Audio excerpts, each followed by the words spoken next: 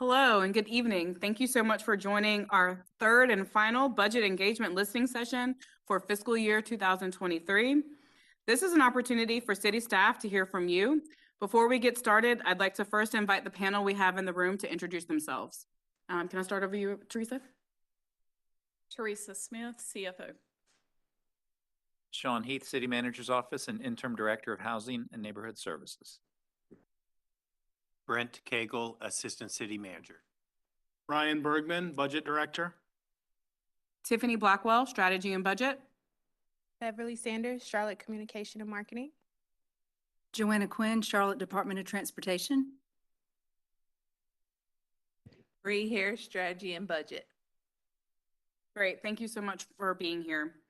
During this listening session, our goal is to collect feedback from you and our community, and we will try to answer as many questions as we can live, and anything that we need to go back and research will be posted on the budget development webpage at charlottenc.gov following this session. Following a brief presentation from our budget director, we'll move into an open discussion. At any time, feel free to ask questions in the Q&A window, or you can raise your hand to speak. It looks like a high five in the bottom right-hand corner of the WebEx, and then your name will be added to the speakers list. You will then be unmuted, asked to turn on your camera, and you will have 2 minutes to speak. After our presentation from the budget director, we'll move right into our conversation. Thank you so much. All right, good evening, everybody. As I said, I'm Ryan Bergman. I'm the Budget Director for the City of Charlotte. So I wanted to do at the front end is talk a little bit about how the city's budget is structured, just to give a little bit of context of how the budget works, where we make investments, where your property tax dollars go, and things of that nature. In a city like Charlotte, which has both a city government and then a county government, it's important at the front end to make that distinction. As you'll see on the slide here, the city makes up about 36% of your property tax bill.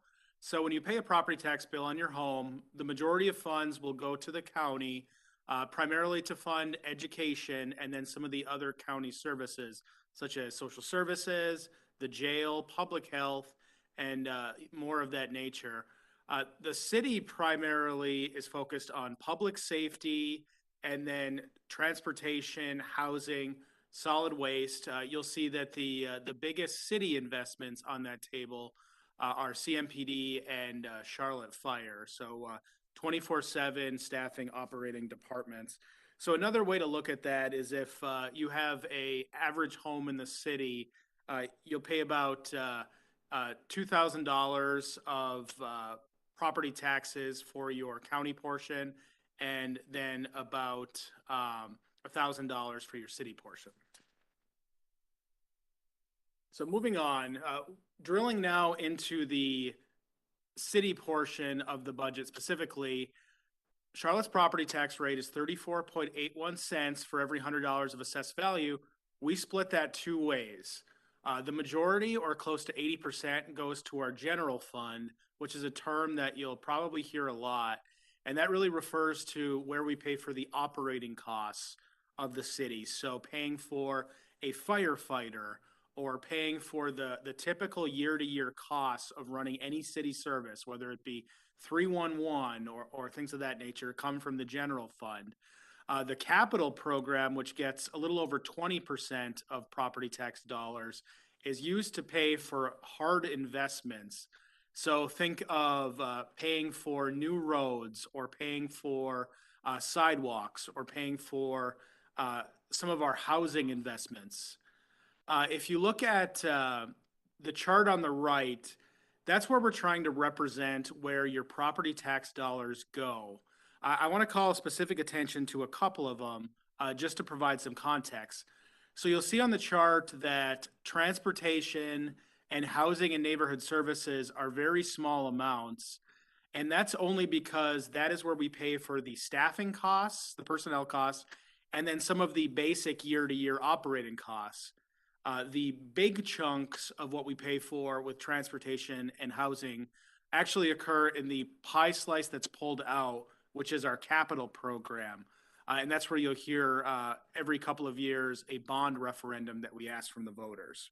Okay, if we go to the next slide. So this is how the city's budget is organized a different way. On the left, you have your governmental funds, which is the funds that are primarily supported by property tax.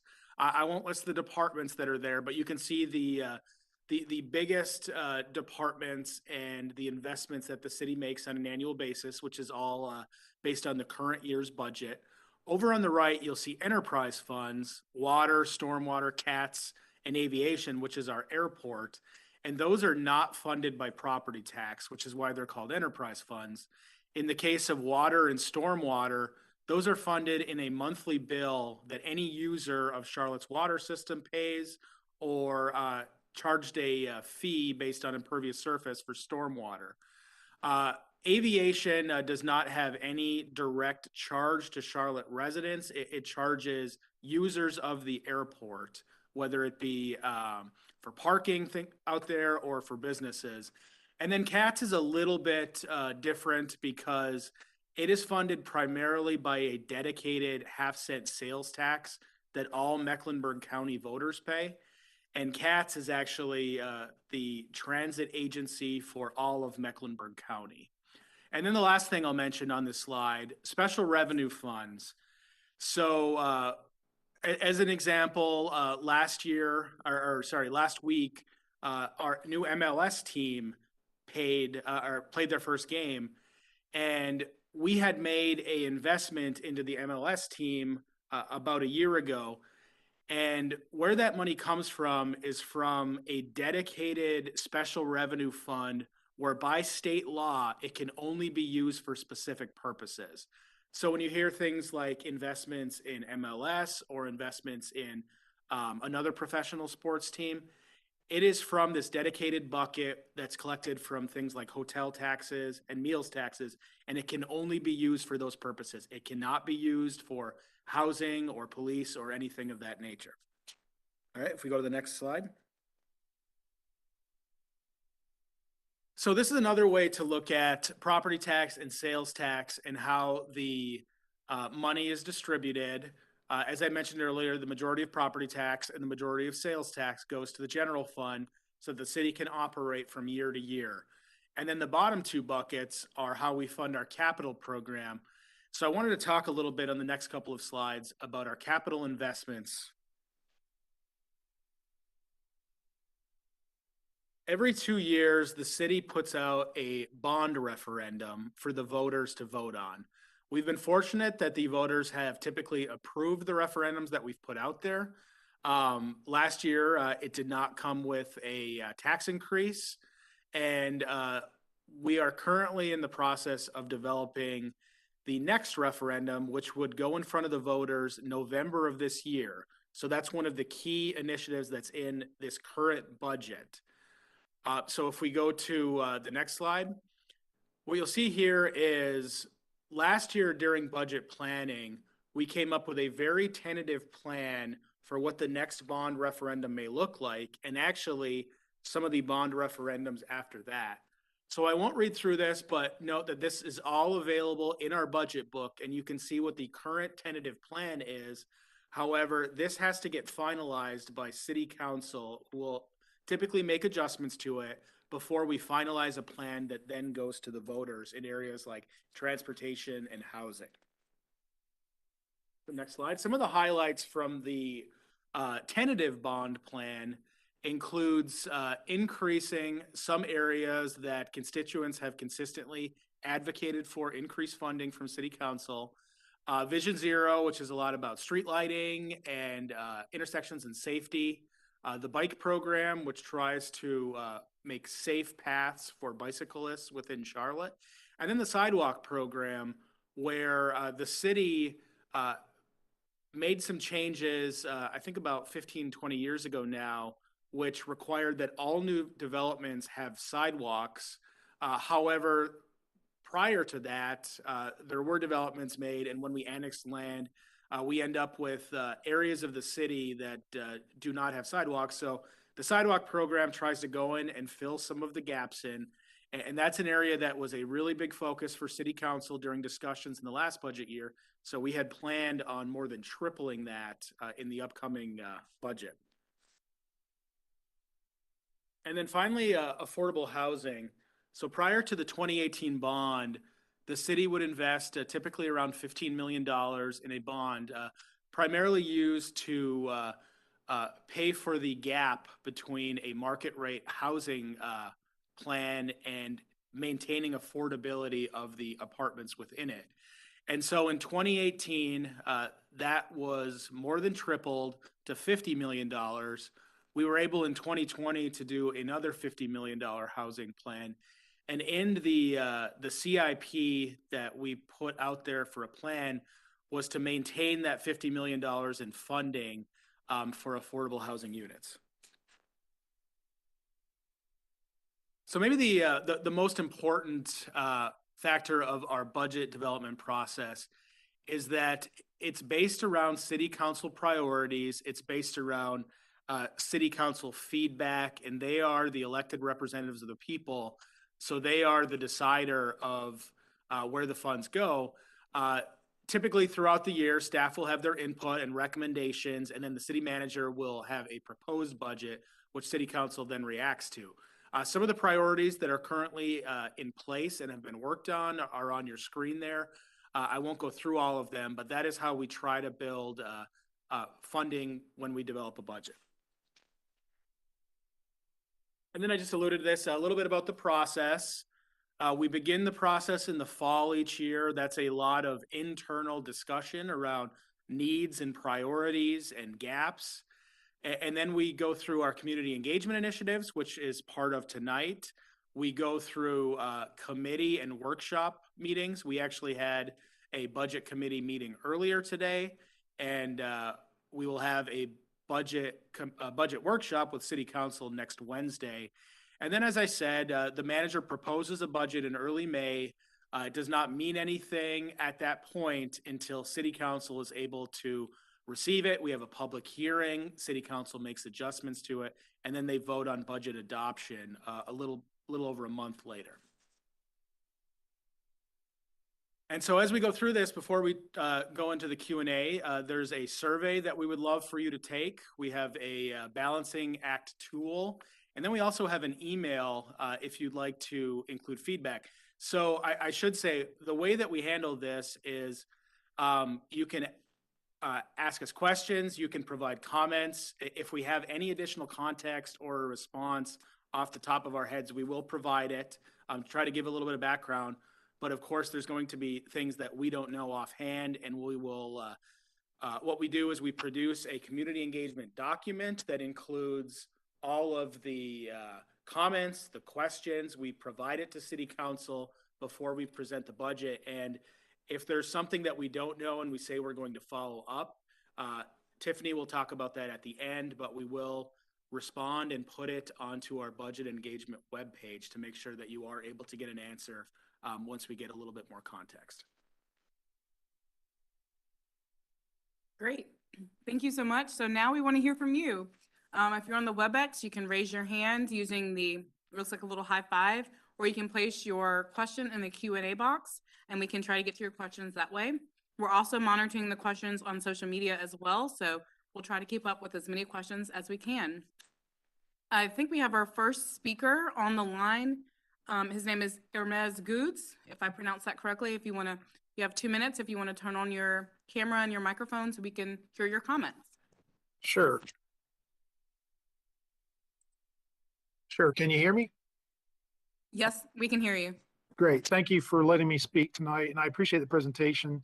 My name is Hermes Gudis. I am an HOA member, a board member in my community, and I just wanted to comment more than ask a question that I'm heavily involved in communicating with stormwater departments in both county and city on a number of things in our community, and I really don't think some of the funding for stormwater is adequate.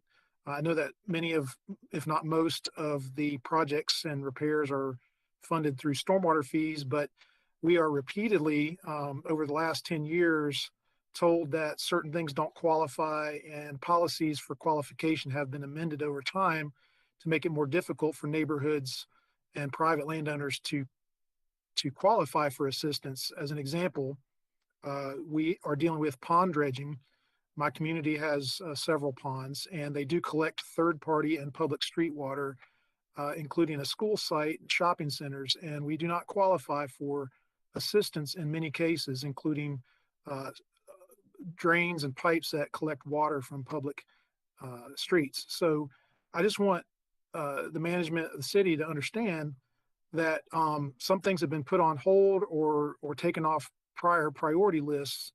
And in fact, some records of reports that we've made in the past don't exist anymore, and we're asked to re-report those, but they are no longer taking requests after June of 2019 from what we've been told. So I really feel like maybe the accepted method of funding some things with stormwater is inadequate, and I hope that would be considered. I'm not sure exactly specifically, but I just want you to be aware from an HOA standpoint, we witness through individual residents and our boards that there are many things stormwater related that are not being taken care of, even though we are reporting such things. So I do appreciate your time. Thank you. Thank you. Yeah, a few years ago, there was a heavy backlog of public and right-of-way projects.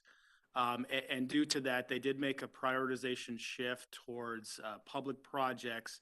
I can tell you that over the last few years, Stormwater has really accelerated the number of projects that they do to try to address that backlog. I can also tell you that Stormwater will be presenting to the Budget Committee later this month and then to the City Council workshop in early April. But more importantly, we will carry your comment and your request for additional funding for that purpose. Thank you so much for your participation and your feedback. We appreciate it. The next question we've received, I'm going to combine two questions because they're kind of similar, so I'm going to combine them together. So hopefully they address both questions adequately. The question is there a bucket of money or discretionary pot of funds that could go towards funding things like an open air market, like the Eastland Flea Market or a skate park? Is the city interested in doing those types of investments? So this is Brent Cagle. Let me try on an answer for that one. I think that the simple answer is, there is not a quote unquote bucket of money specifically for open air markets or for skate parks.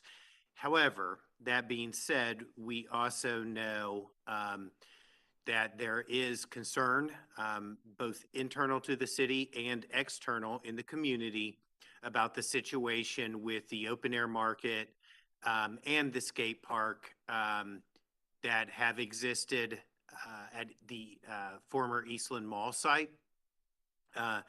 Clearly, we're aware of that. We are looking at, I specifically and others am looking at what our alternatives are, and are there options out there for the city to help to, I suppose, ease the transition that the open air market vendors and that the skate community is seeing by losing the Eastland Mall site. So we are working on that.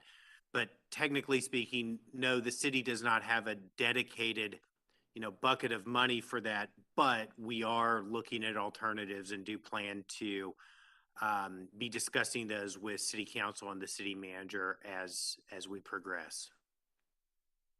Great, sounds good. I think we have our next speaker, Juan Yuvin, if I said your name correctly. If you want to unmute so we can hear your comments. Okay, I think you guys were talking about me. You guys are coming in and out. On slide 10, please explain something, right? So it sounds like you're spending about $15 million a year for sidewalks, right? But it's my understanding that the city's only building about 12 miles of sidewalks per year. So are you saying you're spending $15 million a year to build 12 miles of sidewalks? Yeah, so I can tell you that we actually just had a presentation on this today from our transportation director. When you get into the utilities component and the land purchase and the actual construction, to do a mile of sidewalk right now with what's left in our city costs on average between $4 to $8 million.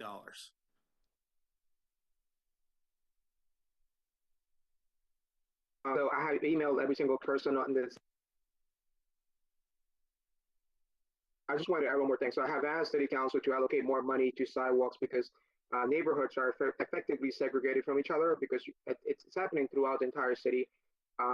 You can walk down the street and then you have a sidewalk and then all of a sudden it ends and you have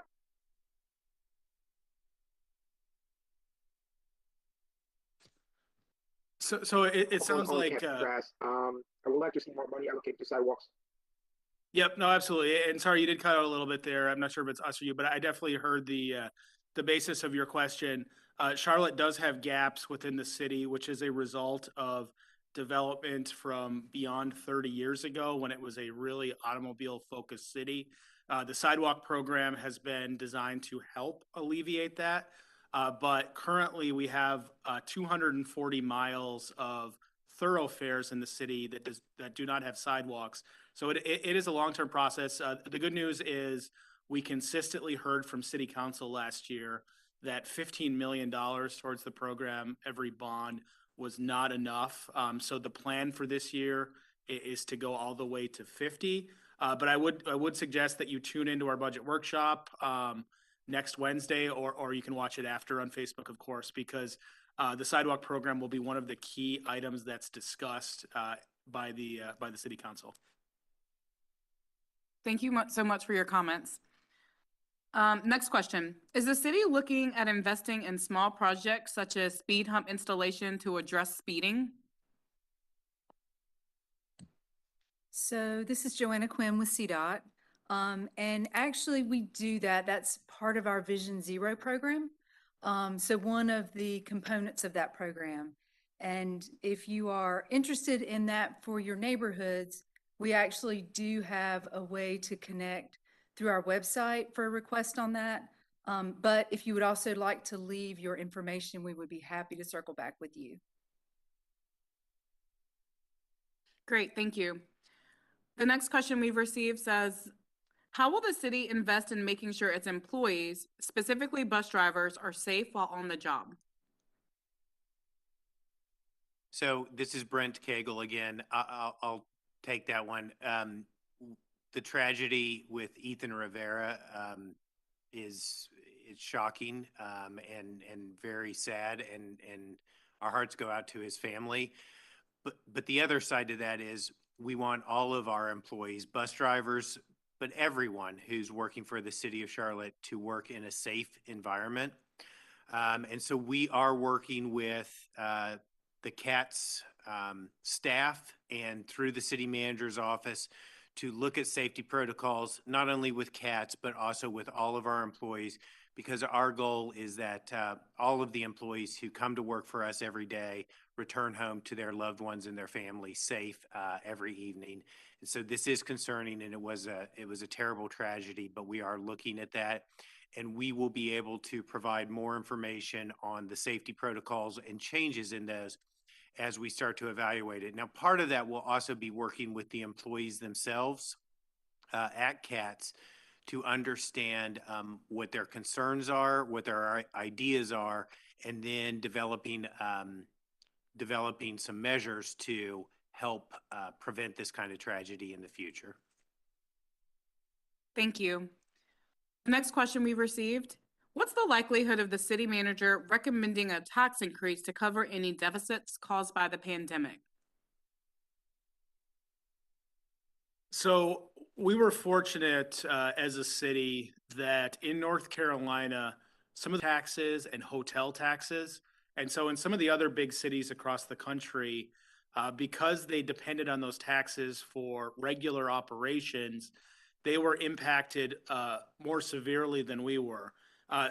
We've been dealing with COVID during budget developments for the last two budgets. This is the third. We're fortunate that right now it looks like we're experiencing a sales tax recovery. Part of that brings up other economic measures such as inflation. But from a tax-based standpoint, we have had some success with that recovery. We were able a couple of years ago to make some reductions in vacant positions, shift some of our capital priorities around, and get through the first couple years of a pandemic without a tax increase.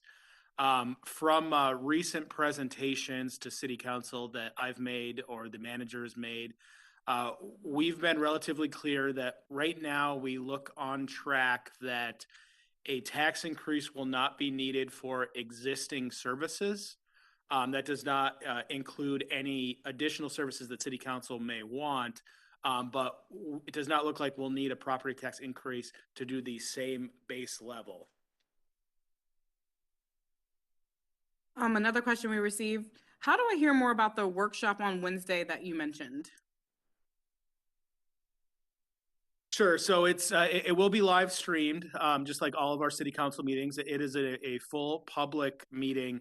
The city council webpage or the clerk's webpage, which has the meeting calendar, would have the information and the agenda, just like any Monday city council meeting.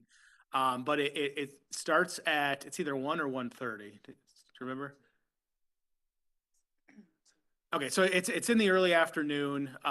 We do 3 budget workshops per year. It's 1:00 in February, March, and April. The one in March will be very specific around the capital investment plan, which we've talked about. And so I can tell you the agenda. We'll talk about our financial capacity for bonds. We'll talk about some of the transportation programs such as sidewalks and Vision Zero and street resurfacing. We'll talk about some of our big road projects that we have upcoming, such as Bryant Farm and Robinson Church. And then we'll talk about general capital priorities with City Council. Great, and we can make sure we have that information up on our webpage too, where you signed up for this WebEx. We'll make sure that it's on that webpage as well. Another question we received, I read a story in the Charlotte Observer about land banks. Will the city allocate funding for that type of investment?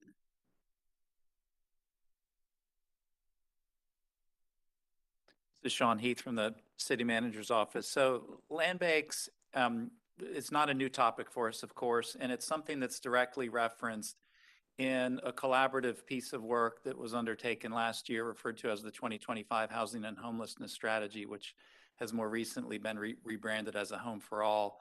And it's really a comprehensive review that's been done with the involvement of the city, the county, private sector, nonprofit organizations in the homelessness and housing space, with an emphasis on strategies across the full continuum of prevention, emergency shelters, affordable housing, leveraging best practices from across the country.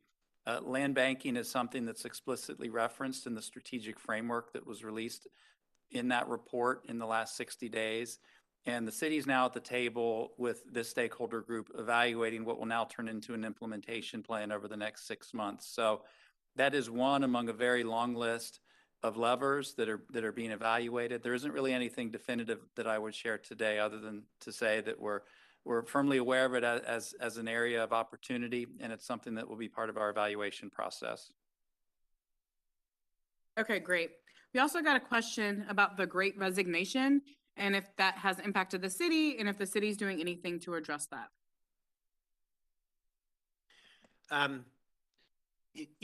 COVID has been challenging for many ways for everyone when it comes to work. Certainly, we have seen some employees during the Great Resignation who have chosen to leave the city.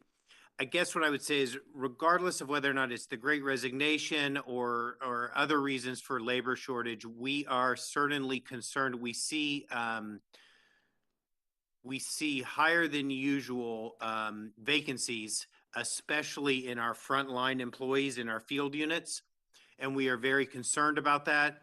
There has already been one budget workshop that was a primary topic for that budget workshop, and it will be something that the manager will be discussing as he presents his budget, his final recommended budget, to council for consideration.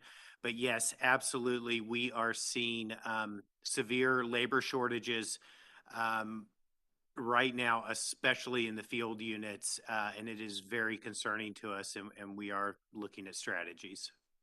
And just to elaborate a little bit, the city manager at the last budget workshop signaled to city council that for hourly employees, we will likely have to go beyond a typical salary increase, which is typically about 3%. So that's going to be very consistent with what a lot of organizations and cities and counties do to react to this.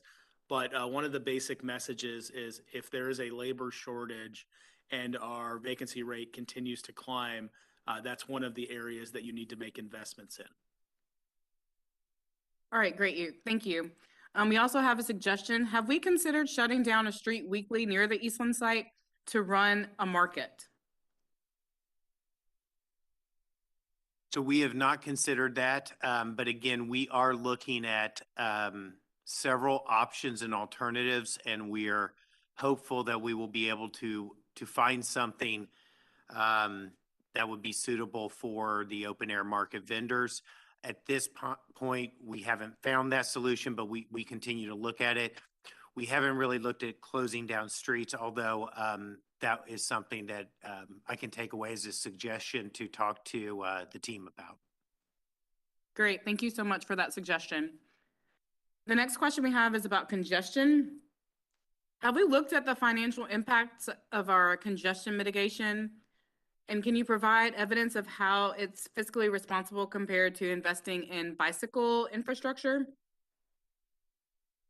So with congestion, we started a few years ago a program called Mitigate Congestion that's designed to have smaller, quick impact projects in some of the areas throughout the city. Some of the areas include University City, and then in South Charlotte, where some of our congestion markers were higher. As far as the comparison between bike funding versus congestion funding, I think in some ways they accomplish different goals. If the idea is making a more walkable and bikeable area will get people out of their cars, I think that makes a lot of sense. And we are still in the process of creating and constructing the Cross Charlotte Trail from southwest to the northeast of the city, which should be a great trail. It's already funded. It's just in the process of being built and designed. And I think it's also fair to say that the 2040 Vision Plan also, which was approved by City Council as policy, also started to talk about the importance of walkability versus cars. And then the other component is, of course, our transit system and strengthening that to allow different opportunities. Great, thank you. Is there money being set aside in this upcoming budget to address the city's homeless problem? This is Sean Heath again. So Budget Director Bergman made reference before, at least at a high level, to some federal stimulus funding that the city of Charlotte received, really starting with the CARES Act in 2020 and then going into the American Rescue Plan last year. So it just so happens coincidentally that recently we had an RFP associated with the HUD program where the uses of the funding need to focus on individuals that are either homeless and or at risk of homelessness.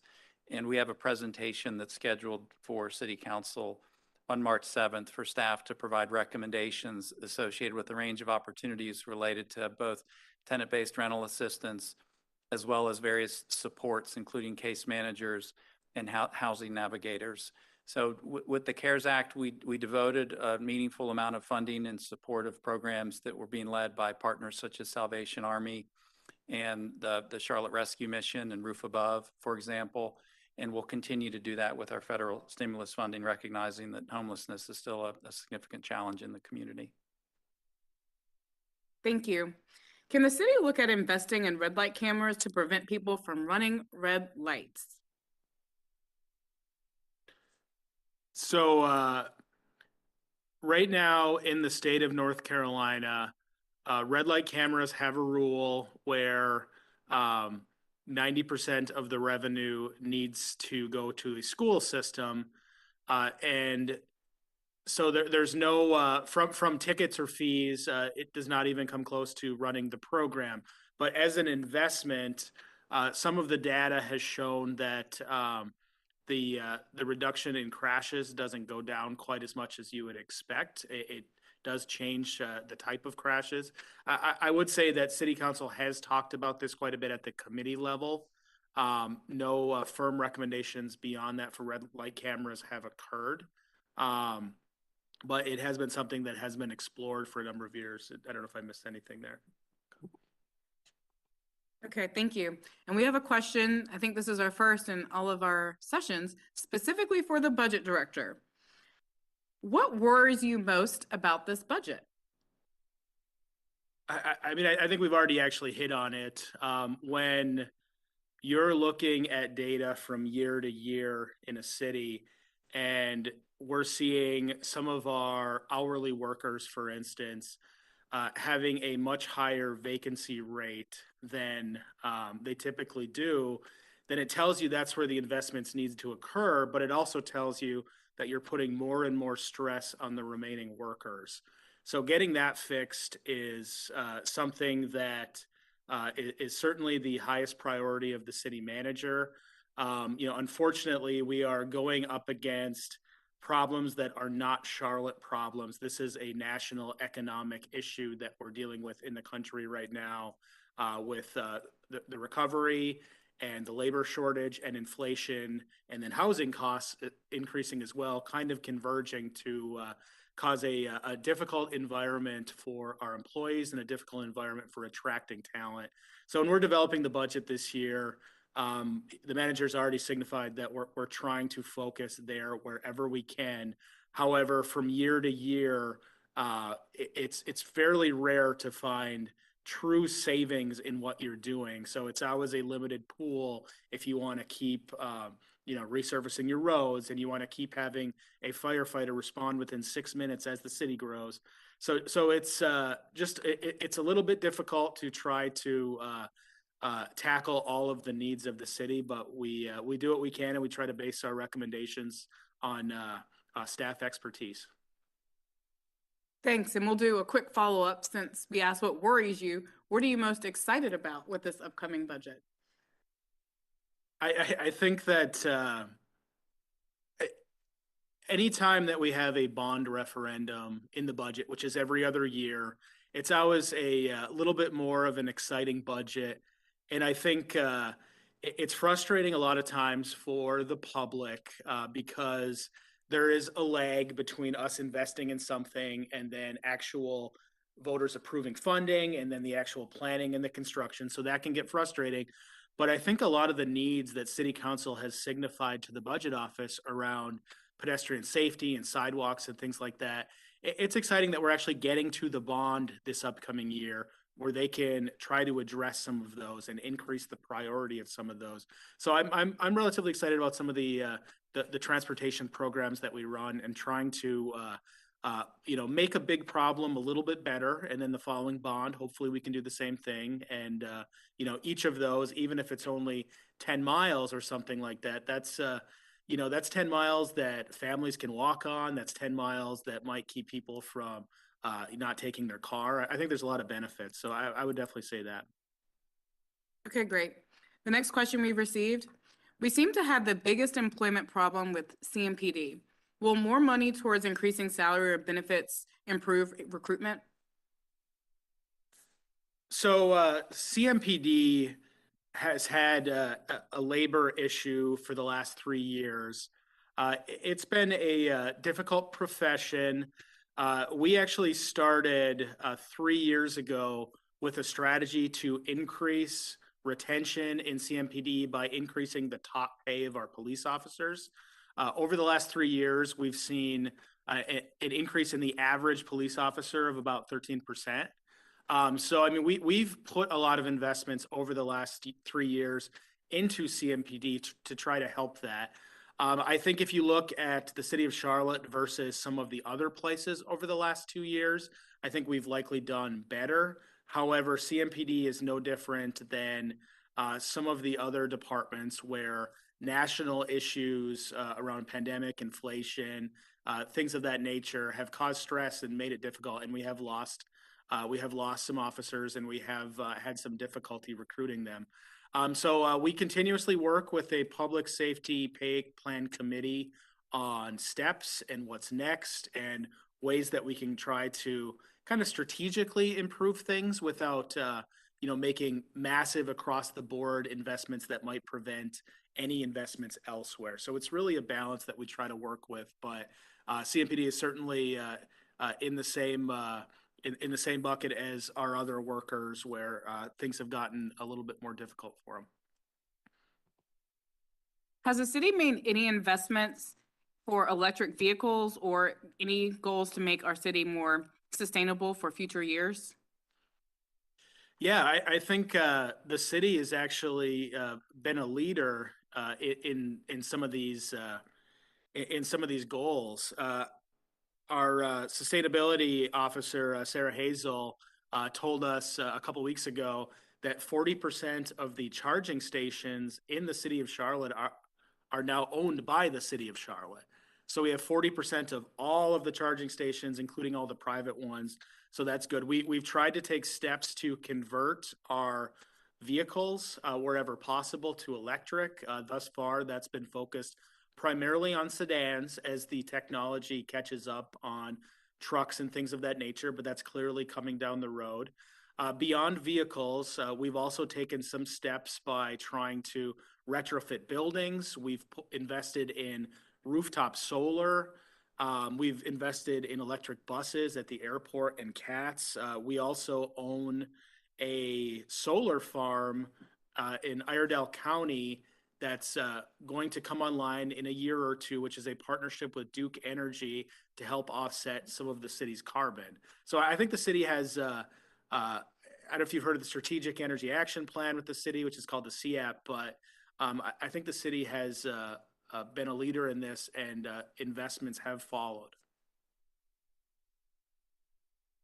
Great. Next question is, does the council consider setting aside funding for things like Major League Baseball or similar potential budgets? And does that happen during the budget process?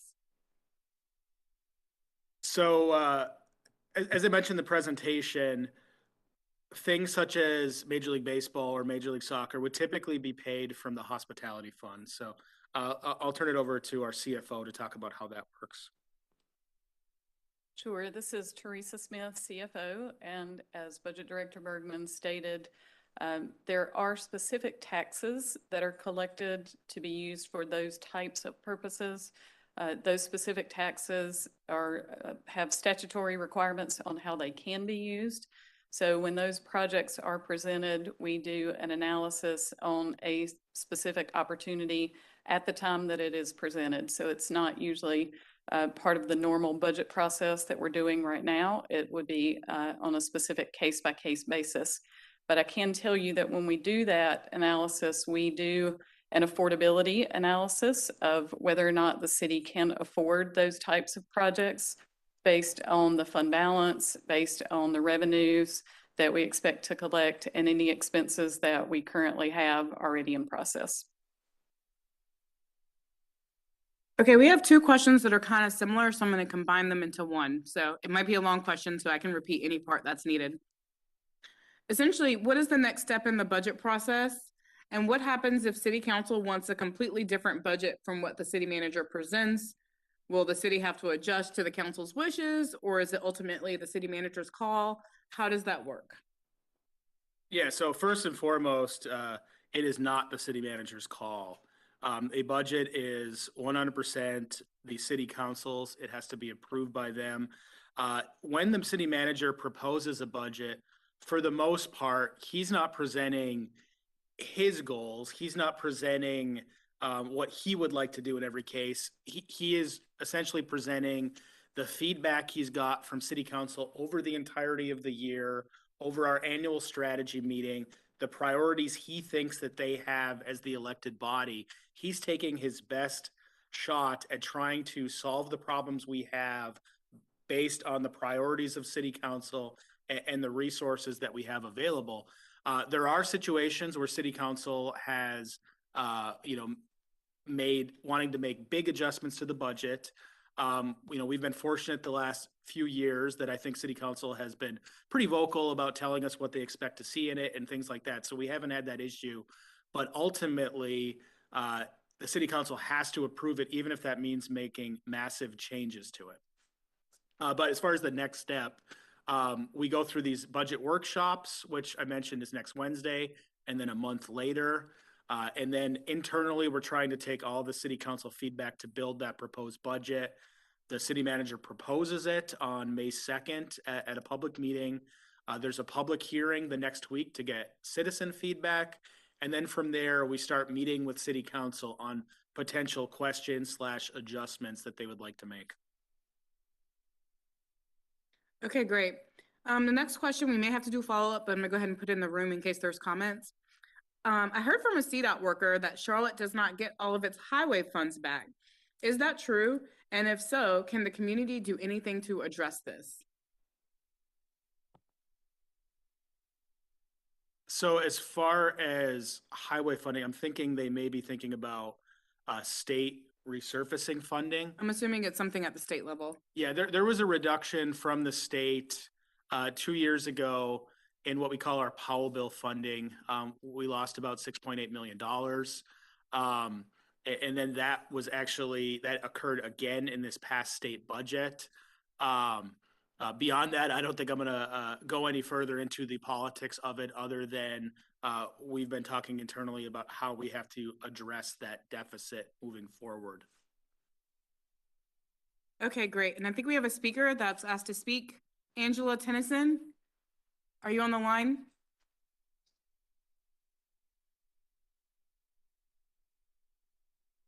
Hi, can you hear me? It's a little low, but yes, we can hear you. Great. Yes, my name is Angela Tennyson, and I am the advocacy chair for the Central Carolinas Urban League Young Professionals. And we are looking at this survey. So one, thank you all for making this opportunity available. We polled our members and found the top 4 areas include affordable housing, economic development and workforce and business development, transportation, and environment and sustainability. And the bottom 3 were the fire protection and first responder, garbage, recycling, yard waste collection, and police protection. My questions center around some of the CMPD comments that were made already. One, we did notice that there was that increase in salaries for the past 3 years. And you spoke to some of that being, I guess, for recruitment. Can you speak to some of the criteria used to make the decision to increase that, if it was anything outside of the recruitment? And because that seemed like it was, well, it was stated that it was above the annual market adjustment. And so just wondering where those numbers come from. The second question is the 2023 budget going to include another increase? And then the third question is there a cap for how much CMPD, like the portion of the budget that can be allocated to CMPD? Thank you. Thank you. So let me start by saying thank you for surveying your members and providing that feedback. That's really good information that we can share in our engagement packet. So I appreciate that. Specifically around CMPD, the decision that was made 3 years ago to have a multi-year path to increase top salaries was based on data. We had lost a number of officers in a certain range of their career very early. So we would train them and then they would go somewhere else. And so we did a comparison with 20 peer cities throughout the country. And for police officer top pay, we scored extremely low when adjusted for cost of living. So we had pinpointed that as potentially why we were seeing some of the issues. So we tried to make a plan to adjust that. I can tell you that the 3-year plan ended in the budget we're in now. As far as decisions on next year, those are with the city manager, haven't been developed yet. There's not a plan to point to at this point. I would say that in last year's budget or the current year's budget, I believe that the budget as a whole grew more than CMPD's budget it did. There's not a cap. I would just say generally about CMPD's budget and fire's budget, which you alluded to fire, because they're 24/7 operations rather than a 40-hour 9 to 5 operation. If you want one officer in one part of the city all the time, you actually need 5 different officers to do that and cover all 24 hours. So it is a really staff intense operation. I think 86% of CMPD's budget is spent on salaries, benefits, insurance, things of that nature. The other way that we look at it as a budget office is there's 13 divisions. I believe that's right. 13 different police divisions. And the average population of some of those divisions is equivalent to a top 15 or top 20 city in North Carolina, each of them. So it's a lot of people, it's a lot of territory. And with that staffing, the staffing need of 24/7, it does add up fairly quickly to be the biggest part of our budget. That said, that's just a little bit of extra context for how we arrived at the decision, but we will certainly carry your feedback on your top and your low priorities. Thank you so much. As a quick reminder, since there was a plug for the budget survey, that link will also be on our website.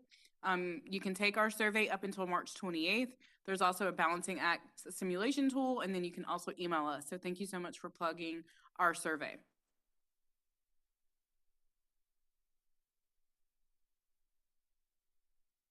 So the next question we have is about the stipend for the Planning Commission. Is there a plan in this budget to change the stipend for the Planning Commission?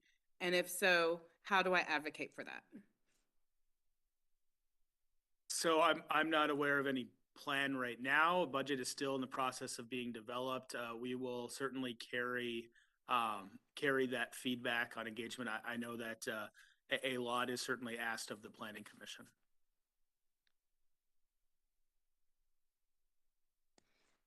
So we have a question about litter pickup within the city limits. From recent news and citizen reports of a growing problem, there seems to be an increase in the frequency of litter pickup within the city limits. Is there a plan to increase staffing levels to help address the litter problem? Or are there specific streets or highways that can't fall under the city litter pickup program because they would be a county or state responsibility? So I think the answer is it's a little bit yes to both. Yes, there are some issues, or we do routinely see issues associated with litter on state roads. And those are issues that we try to deal with, but fundamentally we do see those as issues with litter on state roads. For litter on non-state roads, I will say our solid waste department, they work very hard. They have 12 different crews, I believe. We can verify the number, but I believe it's 12 different crews dedicated to litter pickup across the city. They also have strategic partnerships with other groups to help with litter pickup. It is one of those problems that as the city has grown, the problem keeps growing. Now, I'll also say, because of labor shortages, because of staffing shortages, and some of the issues that we faced in COVID, there has been a need to think about how we do litter pickup. And we've seen some of those partnerships that we have, they're not able to help us help the city with some of the litter pickup because of COVID and those kinds of things. So COVID has been tough with vacancies and just the nature of COVID and needing to, stay out of groups. But we are aware of it, and we do. Our solid waste department is working on how they can continue, battling. It seems like the never-ending stream of litter on some of our roadsides. So they are dedicated to that, and they do have crews dedicated to that, and they will keep up, the good work on picking up litter. It sounds like the anti-violence measures in West Charlotte are starting to work. Will the city fund that program into other parts of the city as well? So I certainly think that that's under consideration. I think it's still fairly early in its infancy. It was designed as a pilot project where we would evaluate some of the results and then make decisions on other parts of the city, expanding the program, things of that nature. I would also say that it wasn't something that Charlotte created. It was a pilot based on a fairly successful program in other parts of the country. So that is certainly something that's under consideration under the Safe Charlotte initiative. And there's more information on that Safe Charlotte initiative on the website as well, in case you wanted to do a little bit more get more information on that. I think that's all the questions that we've received so far. I'm going to do a quick pause to confirm that we've addressed them. Okay. We wanted to make sure to remind you again of the other opportunities you have to learn about the budget process. Again, we spoke about the budget workshop coming up next Wednesday, March 9th at 1 p.m. We also have our budget survey that's open until March 28th. If you can please try to send that to all of your colleagues, friends, so we can get as many responses as possible. And then, of course, we have our Budget Act simulation tool where you can go in and play to be a budgeteer for a day, where you can make modifications to the budget, and that feedback is also captured.